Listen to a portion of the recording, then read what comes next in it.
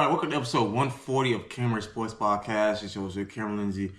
I'm back with another brand new episode for y'all. Today episode, we're going to be talking some college football, talking about Week 12 recap from the last week, news, updates, and also make my Week 13 game picks and talk about the updated college football playoff rankings. Do I agree with it or any changes that I will make? So let's get right into it, today's show. Start off, like I said, from last week recap. Number 11, Oklahoma went on the road to upset number 4, Alabama, 23-21 on the road. Now, if I would have did my game picks for that, I'm not going to lie to y'all. I'll keep straight a buck. One thing about me, I would have picked Alabama and they blow out. Not even going to lie. That reason is because, like I said, the way Ty Simpson has been playing, he's looking like the best, one of the best quarterbacks in the nation outside of, Fernando Mendoza or Julian Sayin, but he's definitely been the best SEC quarterback this season and looking like a potential top pick in the 2026 NFL draft.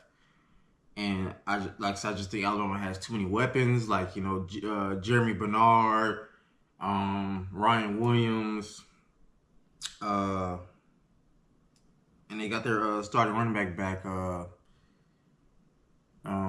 Jam Miller. And of course, Alabama's defense been playing better. But credit to Brent Venables, head coach of Oklahoma, and that defense. They came ready to play. They had a great game plan. They had multiple sacks on Ty Simpson. They got pressure on them. Alabama wasn't able to run the football at all in that game. Now, I think, like I said, Oklahoma won that game due to their defense. It wasn't because of the quarterback. It was because of their defense, and like I said, like the defense, and like I said, play calling by the defense coordinator and the head coach Brent Venables.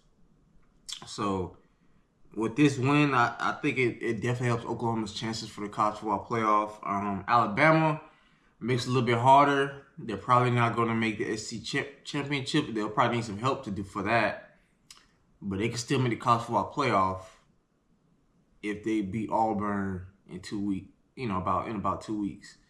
Of course, they'll beat who they play this week, FCS school. But yeah.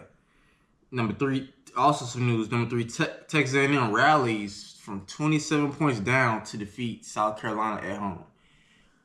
I see a lot of people on social media saying that first half that Texas A&M played against South Carolina was one of the worst displays of football they've ever seen, and I'm not gonna lie, it was bad for me too watching it.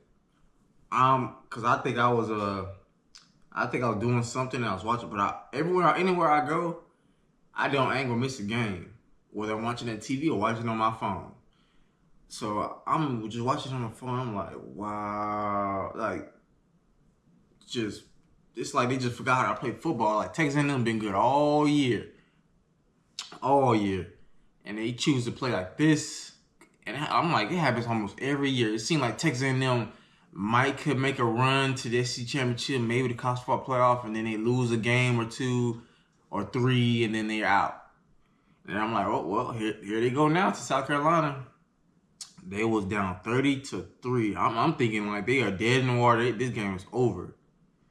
But because that was one of the worst display of football in that first half that I've ever seen, definitely at least in college.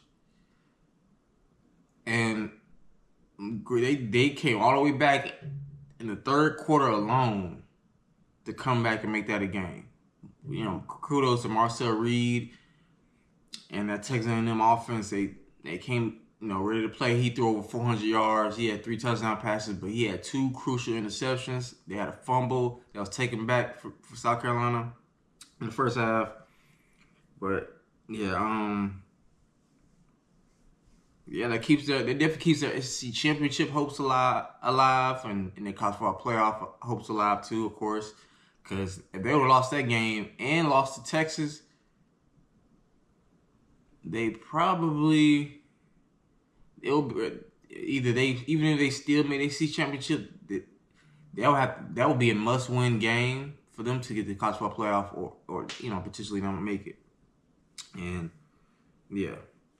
Also, some news in college football world. We have Virginia Tech hiring their new football coach.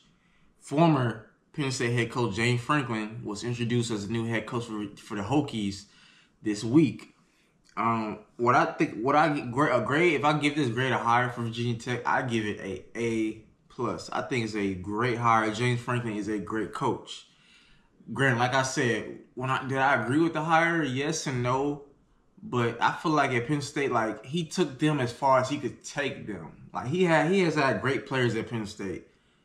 Saquon Barkley, Abdul Carter, Micah Parsons, uh, receiver at Tampa, Chris Godwin. They had Tyler Warren. He's had great players at Penn State. There's no doubt about it. He can recruit. He's won, I think, over 90% of his games, 80, like something like 80, 90% of his games at Penn State. The problem was him winning. It was just winning when it matters most against teams that are just as good as you or maybe a little bit better on paper. He just couldn't get it done. Beating Ohio State, Michigan.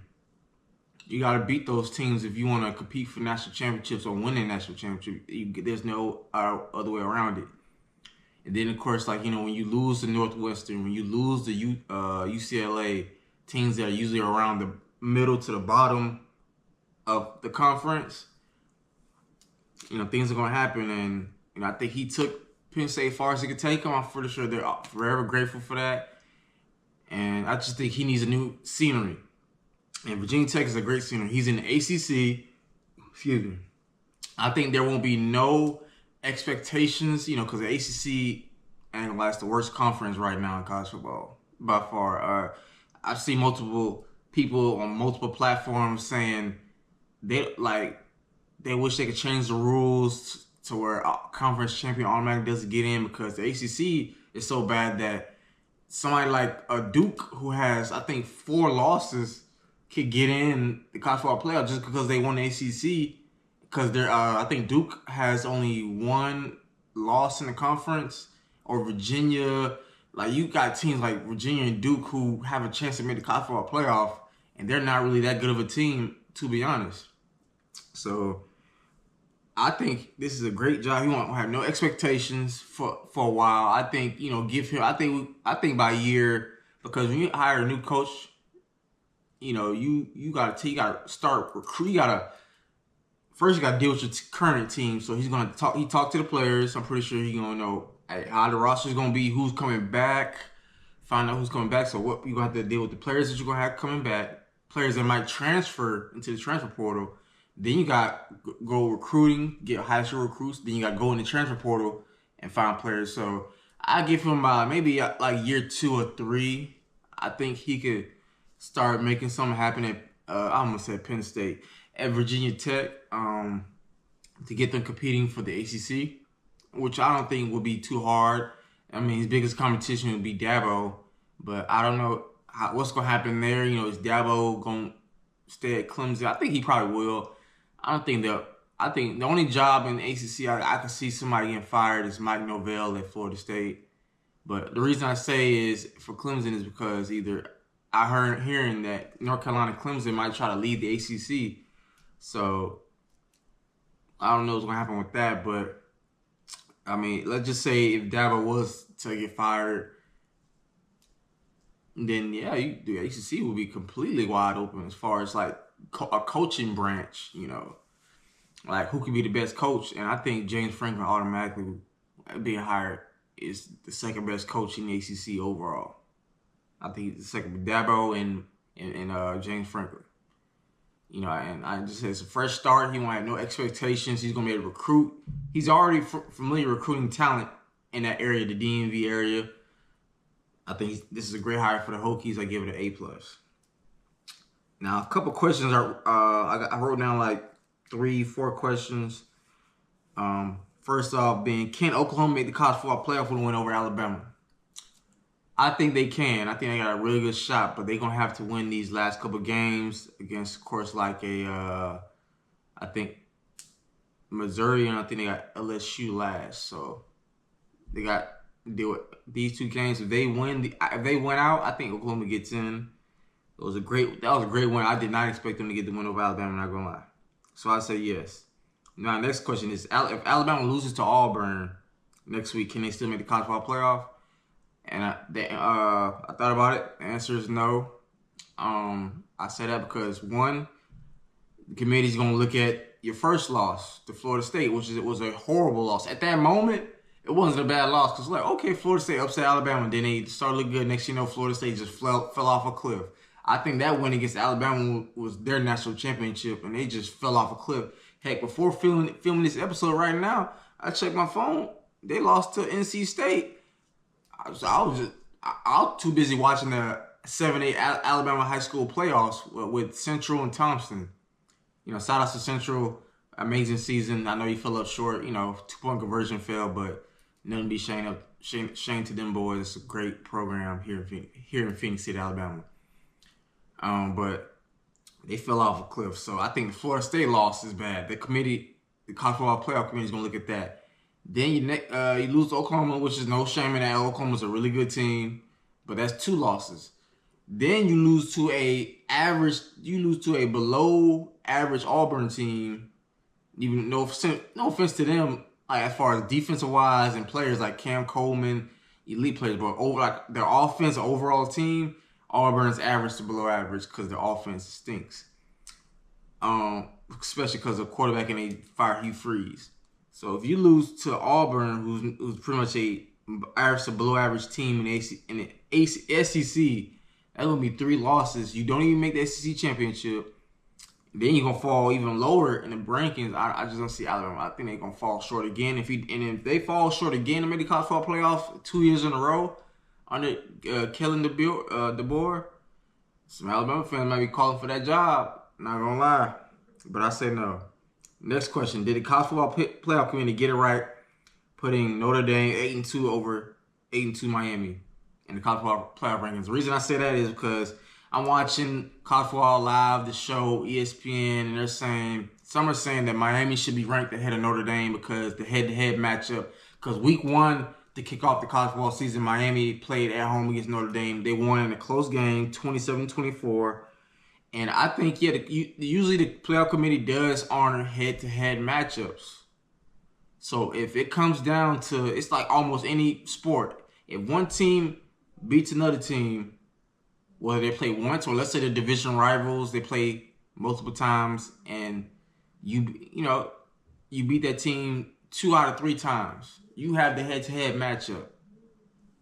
So that it favors you. If the last playoff spot is decided, y'all got the same record, it's gonna go to that team that has the head-to-head matchup. So I agree with that, but the reason I think I agree with the committee here, I just think that since that loss to Miami and Texas A&M, Notre Dame has skyrocketed with some amazing wins, some great football, playing amazingly with the best running back duo this season. I know before the season I said it was Nick Singleton and Katron Allen, the running backs at Penn State, but due to the fact that the season they had, firing James Franklin, the best running back duo this season has been Jordan Love and Jadorian Price for Notre Dame.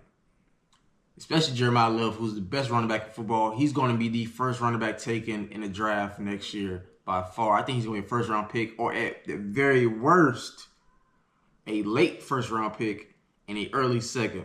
Because, teams don't like to really honor the running back position. I don't know why. I feel like that's stupid, but I think he's a first-round pick. He's clearly a first-round pick. If you don't agree, you don't know football. Even if I don't care if you're a general manager, have way more experience than I do. But that's been the best running back football. C.J. Carter, redshirt freshman, he's been looking good. They be getting their passing game in check. Their defenses look good. Marcus Freeman is a great head coach.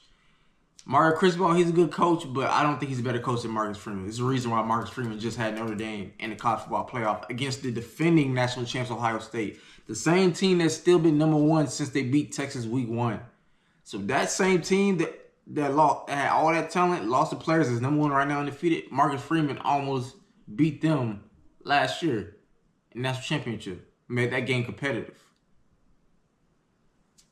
So granted, because like I feel like their trajectory is like Miami was like this after doing that, and then after they lost their couple games, they went like this a little bit. Notre Dame's still going like this. So I think that's why, even though Miami has the head-to-head win over Notre Dame, Notre Dame's been.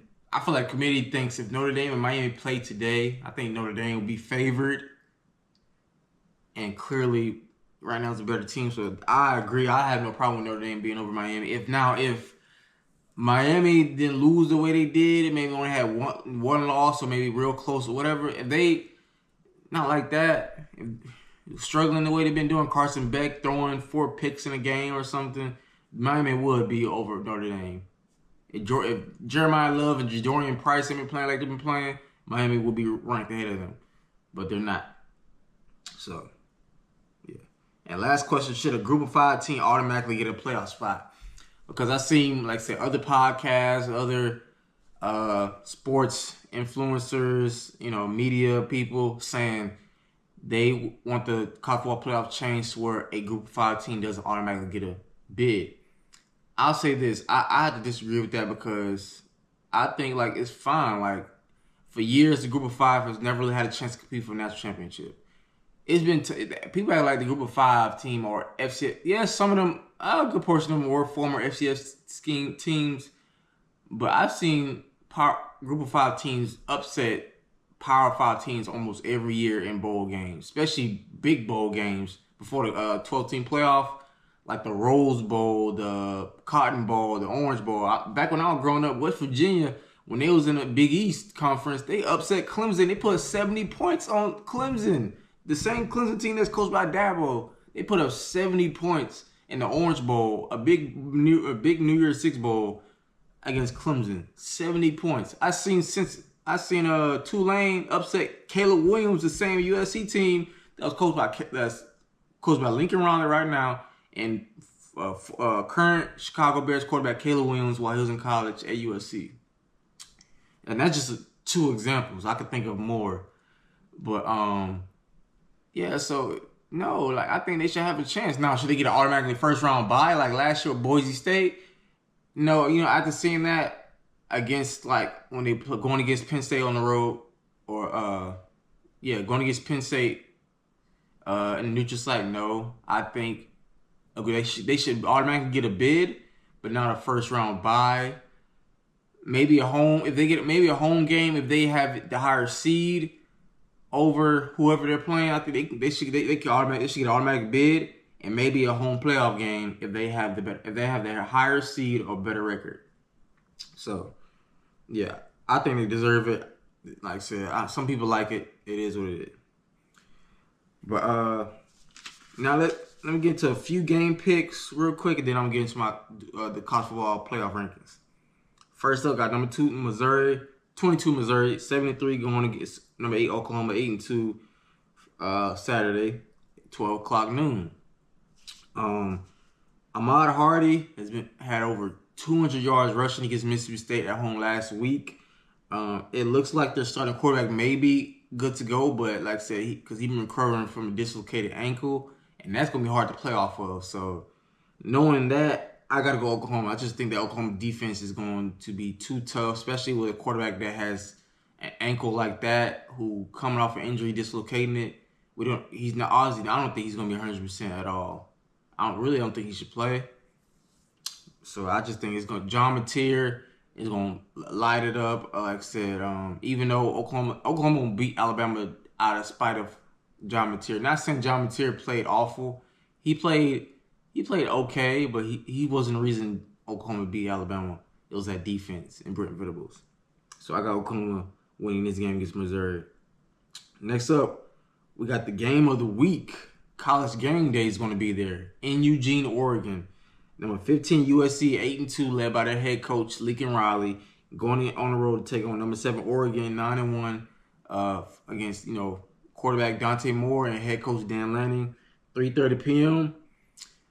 This is gonna be I think this game right here is gonna be a win and get in type of game for Oregon and USC. Because if USC wins this game, I think they're going to get in.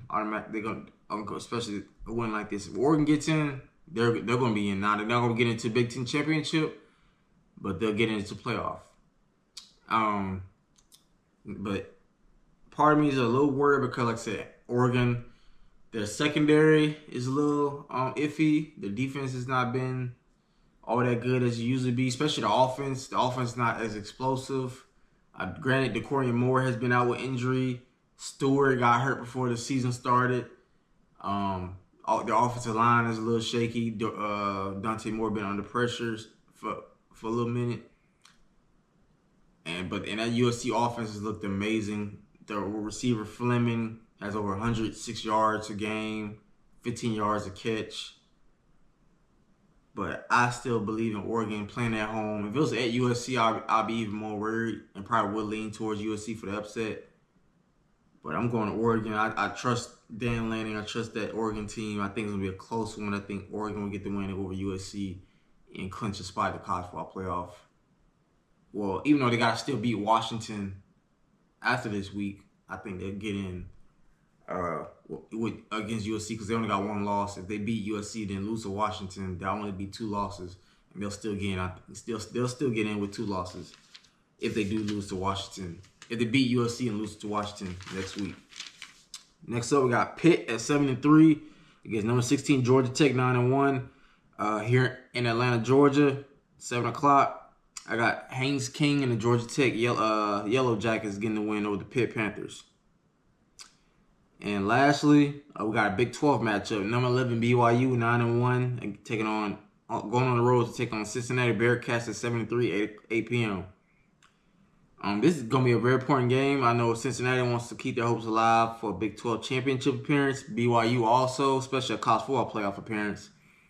I think the Cougs get this win and keep their playoff hopes alive and Big 12 championship hopes alive also. Like I said, they've been really good all year. And, yeah, kudos to that team. I got BYU getting the win against Cincinnati. And lastly, the 2025, the Week 3 college football playoff top 25 rankings. Like I said, you got Ohio State number 1, Indiana 2, Texas A&M 3, Georgia 4, Texas Tech 5, Ole Miss 6, Oregon 7, Oklahoma 8, Notre Dame 9, Bama 10, BYU 11, Utah 12, Miami 13, Vanderbilt 14, USC 15, Georgia Tech 16, Texas 17, 18, Michigan 19, Virginia 20, Tennessee, Illinois 21, Missouri 22, Houston at 23, Tulane 24, and Arizona State rounds it up at 25. Like I said, I think it's fine. Like I said, the only changes I would make is, like I said, I would switch Bama and Notre Dame. Obviously, I think Alabama is slightly still better than Notre Dame. I'll switch that up. I have no problem with Oregon at 7, Ole Miss at 6, Texas Tech has been really good at 5. I have no problem at 5. Georgia 9-1, and the top 3: Ohio State, Indiana, Texas A&M. I'm fine with 3, even though, like I said, Texas A&M did have a scare against South Carolina. Some people may think Georgia should be over Texas A&M, but no, like I said. But I'll say this: I was watching a podcast on Instagram, and they said the SEC's only hope to win a national championship is Georgia, and I thought about it, and I said, Texas A&M, can you really trust them? Marcel Reed, it's like he has good moments, but he has some inconsistent moments, so we don't know about them. Bama, they have been having some problems, especially with Ryan Williams and being consistent, catching the ball, the running game, the offensive line. Georgia, they've been playing some of their best football ever since they lost to Alabama at home. And that's all that matters. Even though you lose to a team early, it's about playing your best football near the end of the season. And that what matters most. So, it might be Georgia, but I just think that Ohio State is clearly the best team. I think they're the favorite, and they just might repeat. And we had to have repeat national champions since, Georgia did it a few years ago. I don't know why I say Georgia. Yeah, matter of fact, it's Georgia. So, yeah, and like I said, Miami and Notre Dame, like I said, I agree with Notre Dame being above Miami, even though Miami has a head-to-head matchup. And the only reason is because, like I said, Notre Dame's been on a trajectory. They 8-win streak. Miami, they had a couple. They have had a couple losses on the way to SMU and Louisville. And Louisville is an average team. They're not all that good. SMU is pretty solid, but they're not a national championship contender. So I just think if Notre Dame played SMU and Louisville, they'll blow them out. I see Notre Dame just blow out Pitt on the road. They played Texas A&M close, the same Texas A&M team that's undefeated right now. So I just think that, I think Notre Dame deserves to be ranked a little bit ahead of Miami. Because like I said, until I see Miami, either they're gonna need some help. Miami right now, to be honest, not even though Notre Dame's not in the conference, Miami looks like they might not even make their own conference championship game.